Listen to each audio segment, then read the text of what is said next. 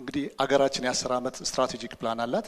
በዛ ፕላን መሰረት የአጀንዳ 2063 አለ። እንዲሁም ደግሞ ዘላቂ የልማት ግቦች አሉ። እነዚህ የተንሰላሰሉና ኢንተግሬትድ የሆኑ መሆን አለባቸው። ምክንያቱም ዋነኛው የዚህ ኤስዲፒ ወይም የስታቲስቲክስ ልማት ፕሮግራም ዋና ዓላማው እነዚህ ነገሮች መንግስት የሚፈልጋቸው መረጃዎች በጋራ በመሆን ማምረት ነው ማለት ነው። ስለዚህ በዚህ አግባብ መሰረት ምን አይነት ስትራቴጂ ነው ይዘን የመጣ ነው ማለት ነው? አንድ ፕላን አንድ ሪፖርት። በዚህ ሂደት ውስጥ ምንድነው የባለድርሻ አካላቶቻችን ማለት ነው በአንድ ላይ በመሆን በማቀድ በጋራ በመስራት የሚያስፈልጋቸው የመረጃ ፍላጎት ምን እንደሆነ በጋራ በአንድ ጠረጴዛ ላይ ሆነን ከሰራንና ፍላጎታቸውን ከለየን በኋላ ወደ ስራ እንገባለን ማለት ነው። ይህ ምን ማለት ነው? ተጨማሪ ወጪዎችን፣ የተበጣጠሱ አሰራሮችን፣ ያልተንሰላሰሉ ያልተተባበሩ አሰራሮችን ያስቀርልናል ማለት ነው።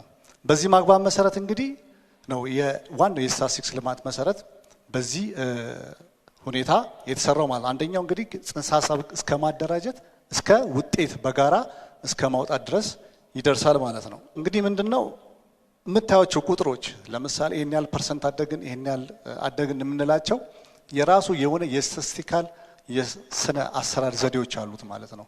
አንደኛው እንግዲህ የመጀመሪያው የጥናቶቹ ምደባ የት ላይ ነው ያለው፣ ሁለተኛው ደግሞ የናሙና አወሳሰድ ስትራቴጂው ምን ይመስላል፣ ሶስተኛው ደግሞ የጥናቱ አይነት በወቅታዊነት ሲከፋፈል ምን ይመስላል የሚለውን ነገር እናያለን ማለት ነው። የመጀመሪያው በቤተሰብ ደረጃ የሚጠኑ ጥናቶች አሉ። ከዛ በመቀጠል ደግሞ በድርጅት ወይም በማዋቀሪ ሁኔታ የሚጠኑ አሉ። በቀጣይ ደግሞ ወርሃዊ ጥናቶች ወይም በገበያ ሁኔታ የሚጠኑ አሉ። አንደኛው እንግዲህ በየወሩ ሁሌ ሪፖርት የሚወጣው ሳይቋረጥ የሸማቾች ዋጋ ጥናትና እንዲሁም የአምራቾች ዋጋ የምንለው ማለት ነው።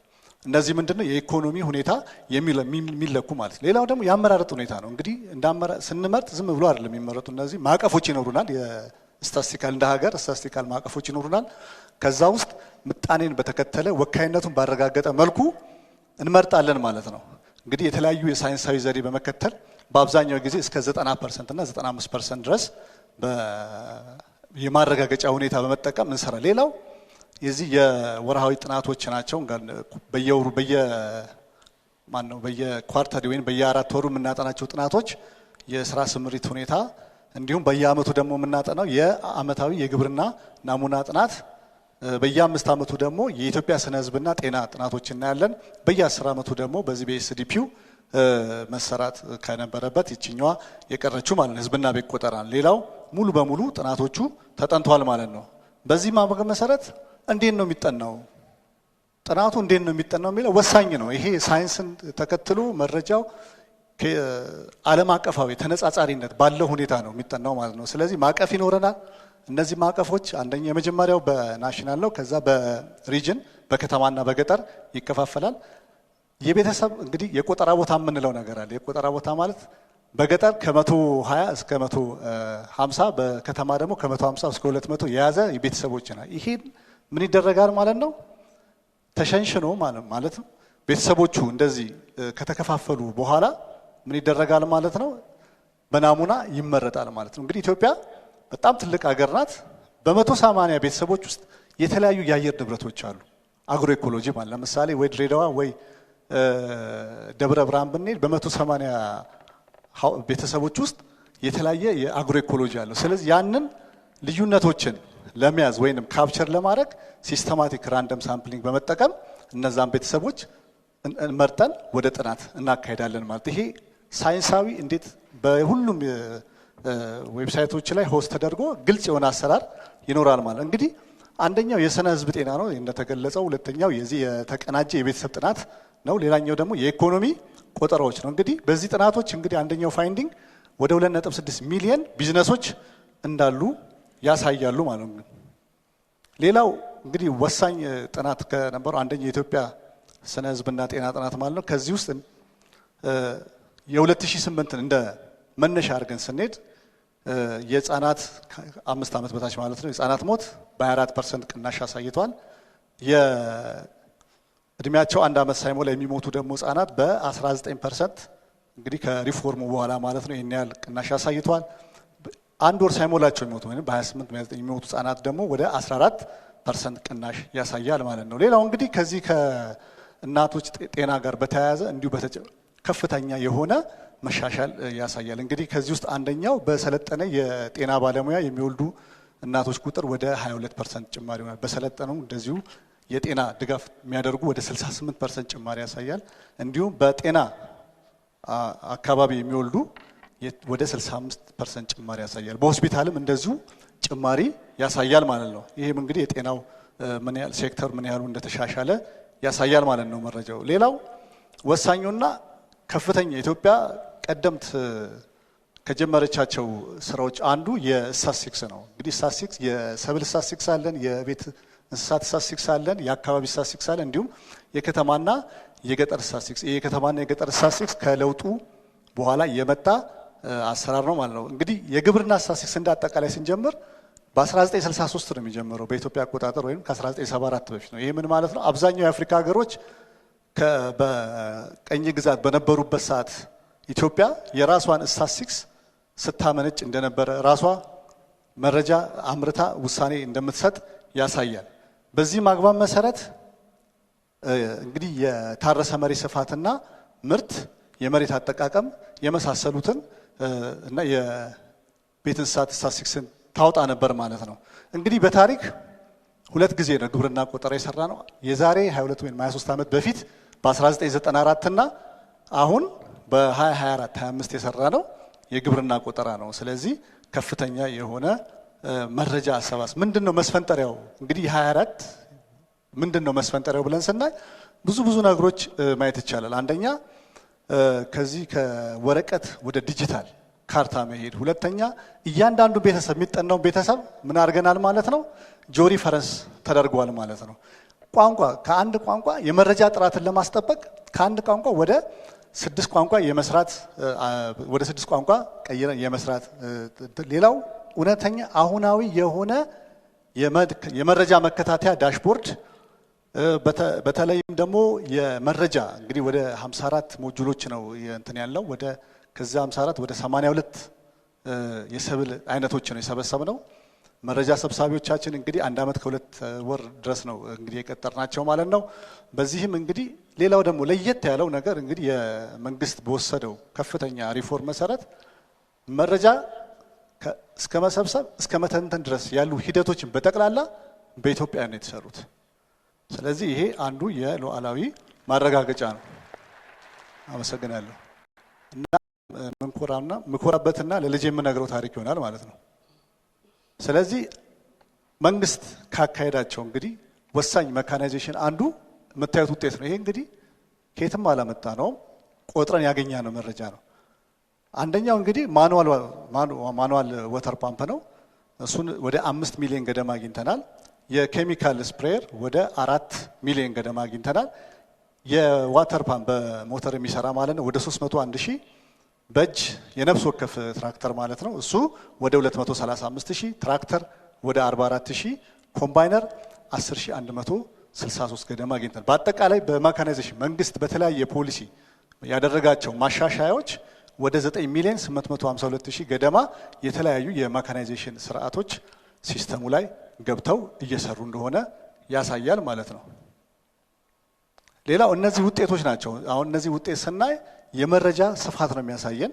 የመረጃ ስፋቱ ምን ያህል ጥልቀት እንዳለው በመኸርና በበልግ ለምሳሌ በልግ ላይ 3% ነበር ዲስትሪቢዩሽኑ የነበረው፣ 97% እንዳለ የመኸር ነበር።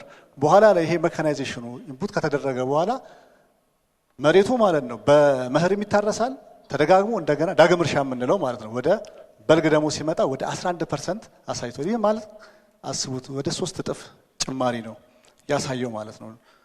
ሌላው እንግዲህ የመሬት ስፋትን በተመለከተ ነው። እሱም በተመሳሳይ ከፍተኛ የሆነ መሻሻሎች ያሳያል ማለት ነው። እንግዲህ ከለውጡ ማግስት ጀምሮ ያሉትን ስናይ በአጠቃላይ የእድገታቸው ምጣኔ ስናይ ለምሳሌ በታረሰ የመሬት ስፋት ወደ 46% ጭማሪ ያሳያል። በምርት ደግሞ ወደ 83% ጭማሪ ነው የሚያሳየው ማለት ነው። ከዚህ ውስጥ ከፍተኛ ጭማሪ ያሳየው የቋሚ ሰብል ወይንም የዛፍ ሰብል የምንላቸው የታረሰ መሬት ወደ 157 ሲሆን አጠቃላይ ምርቱ ደግሞ በ255% ጭማሪ አሳይቷል። ስለዚህ እንደምታዩት በብዕርና ገዳ የታረሰ የመሬት ስፋት ወደ 43% ሲሆን በምርት ደረጃ ደግሞ ወደ 78% ያሳያል። የጥራጥሬ እህሎች ደግሞ በታረሰ መሬት ስፋት 23 እንዲሁም በምርት ደግሞ ወደ 47% ያሳያል። የቅባት እህሎች ምርትና ምርታማነት በጣም የጨመሩ ቅባት ከ6% በታረሰ መሬት ሲሆን በምርት ደግሞ ወደ 49% ያሳያል። አትክልት ደግሞ ወደ 53% የታረሰ መሬት ስፋት እንዲሁም በምርት እድገት ደግሞ ወደ 48% ያሳያል ማለት ነው። እንግዲህ ይሄ ትልቅ ለውጥ ያሳያል ማለት ነው። እንግዲህ ይሄም ቁጥር የመጣው ቅድም ያሳየኋችሁ የስታቲስቲክስ ስነ ዘዴዎችን ተነጻጻሪ ወካይነት ባለው መልኩ ተሰርቶ ነው ወደዚህ ውጤት የመጣ ነው ማለት ነው። ሌላው እንግዲህ የነጭ ሪቮሉሽን ወይንም ወተትን በተመለከተ የመረጃ ስፋቱ ሰፍቷል። ለምሳሌ በፊት መረጃ የምንሰበስበው የነበረው የግመልና የላም ነበር። አሁን ግን የፍየልንም የበግንም መሰብሰብ ችለናል ማለት ነው። የማር ምርትን ደግሞ ስናየው ከፍተኛ የሺፍት ማለት ከባህላዊ ወደ ዘመናዊ የመቀየር አለ። እንግዲህ ከነበረበት 3% ወደ 13% ነው የተቀየረው። የሽግግር ቀፎ የምንለው ከ1% ወደ 5% ነው። ባህላዊ ከ96% ከነበረበት ወደ 82% ያሳያል ማለት ነው።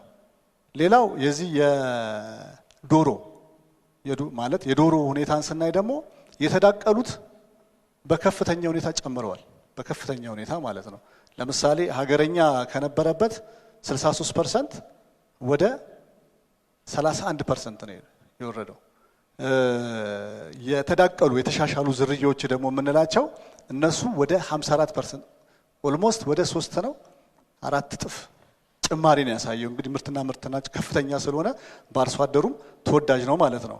ስለዚህ ይህ እንግዲህ ያው በተሰራው ስራ ነው የመጣው።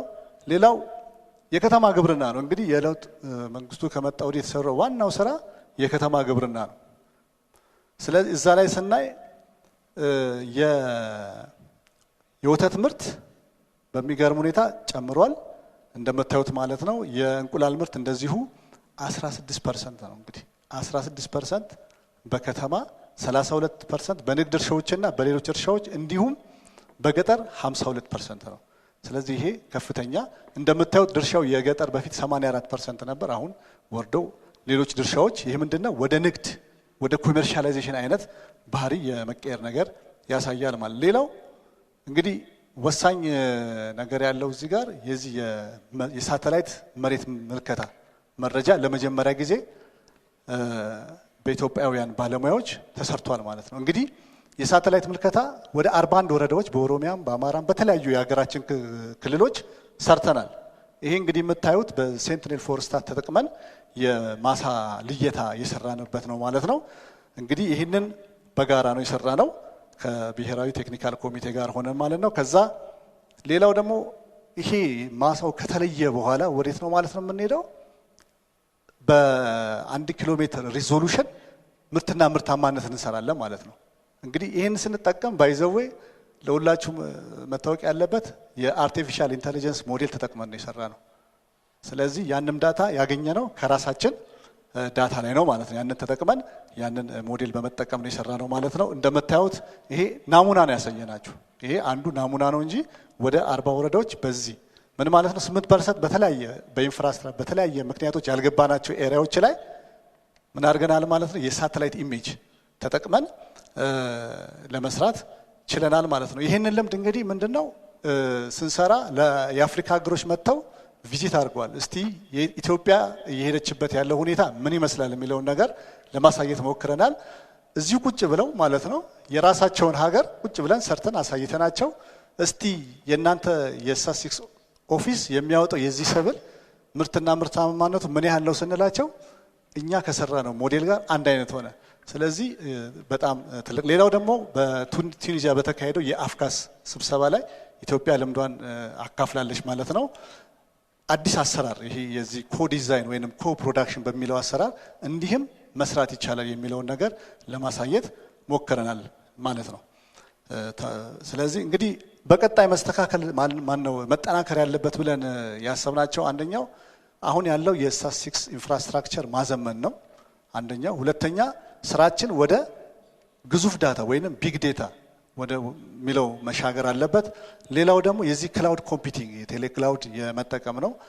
ሌላው ደግሞ የዚህ የሬጂስትሪ ወይንም የአመዘጋገብ የዚህ ሰከንደሪ ዳታዎችን ወይንም አድሚኒስትሬቲቭ ዳታዎችን እነሱን ዴቨሎፕ አድርጎ ከናሽናል አይዲ ጋር በማስተሳሰር በወጪ በሚቆጥብ መልኩ መስራት፣ አዳዲስ የፖፑሌሽን ወይንም ሌሎች አይነት ሞዴሎችን ተጠቅሞ መስራት፣ የማሽን ለርኒንግ በራሳችን ሞዴል ተጠቅመን የራሳችንን የሀገራችን የምርትና ምርታማነትን የምናሻሽልበት እንዲሁም ደግሞ አሁን የጀመርናቸው የዲሳት የሳተላይት ምልከታ መረጃዎችን በራስ አቅም መስራት እንዲሁም የዚህ ዲሳት ማን ነው ሴንፎርስታት በራሳችን ሳተላይቶች ተጠቅመን መምጣት የመስራት ሁኔታ ነው እንግዲህ ያለ ነው።